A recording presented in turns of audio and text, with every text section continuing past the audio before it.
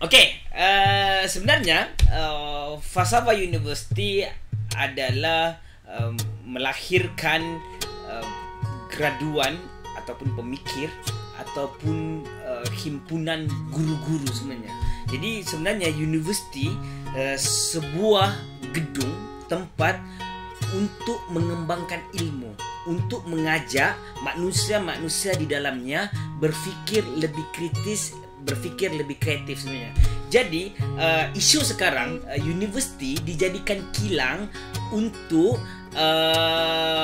keluarkan produk-produk untuk industri, kan, untuk tempat-tempat pekerjaan. Betul, saya tidak menolak bahawa ramai graduan memang memerlukan pekerjaan. Tetapi apa yang paling penting sekarang, kita mengembalikan filosofi, pemikiran kenapa universiti itu diwujudkan.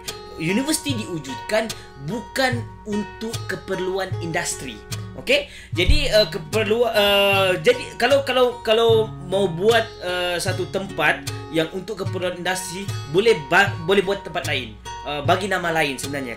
Kalau kita mau membawa idea-idea politik ataupun idea-idea yang falsafah yang lebih baru yang ke depan, kita kena kembalikan semula benda ni, memperbetulkan kefahaman yang sedia ada ini. Jadi masalah baru-baru ni, Syed Saddiq ada sentuh tentang dia cadangkan buang beberapa subjek di universiti ini, contohnya tita, falsafah, pengajian perniagaan, pengajian Malaysia, buang supaya boleh dipendekkan kita punya tempoh pengajian untuk mendapat ijazah itu.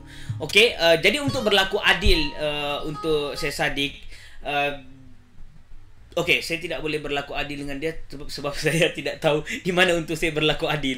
Okey, sekarang ni idea Syed Saddiq adalah kita sebenarnya terlalu keterbelakang kalau dibandingkan dengan universiti-universiti luar negara. Kita mau bersaing di luar untuk mendapatkan pekerjaan. Ini masalah utama Syed Saddiq sebenarnya, ketika dia tidak mengembalikan apa matlamat sebenar universiti itu.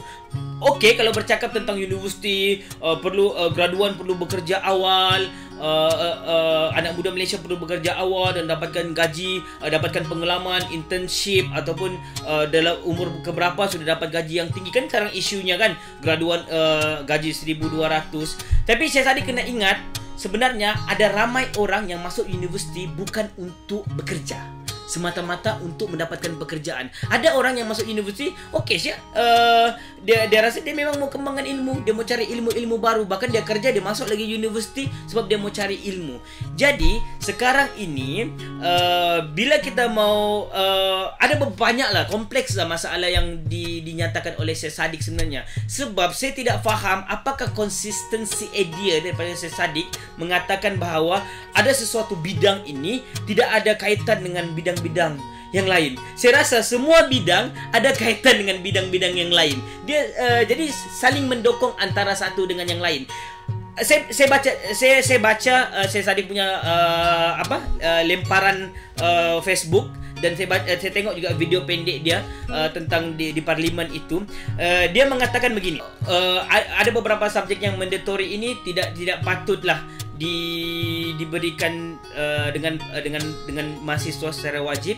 Jadi dan banyak benda yang tidak ada kaitan dengan bidang-bidangnya. Contohnya dia ambil account, tidak ada kena, mungkin tidak ada kena mengena dengan falsafah ke apakah. Bagi saya semua bidang ada kena mengena dengan bidang-bidang lain. Tetapi yang paling penting sebenarnya, apa yang lebih inti yang perlu dibincangkan adalah belajar memilih subjek apa yang dia mau. Okey, contohlah universiti sediakan satu semester 18 jam kredit. Okey, kita pendekkan. Kalau aku dulu 21 jam kredit, mungkin pendekkan 15 ke 18. Tapi mahasiswa sendiri pilih, dia mengatur jadualnya sendiri. Contohnya aku mau ambil, fakulti seni lah, aku ambil seni dan aku sendiri pilih. Kalau aku mau ambil undang-undang 1, aku mau ambil account satu, aku mengambil falsafah, terpulang daripada aku. Itu lebih substan sebenarnya kalau kita mau bercakap begitu, daripada kita mau ada beberapa subjek ni terus dibuang dan sebagainya. Itu tidak baiklah sebenarnya, sebab subjek falsafah, titas, apa ini semua satu bidang ilmu yang penting juga, apatah lagi dalam kita tengah membentuk satu peradaban bangsa. Ya.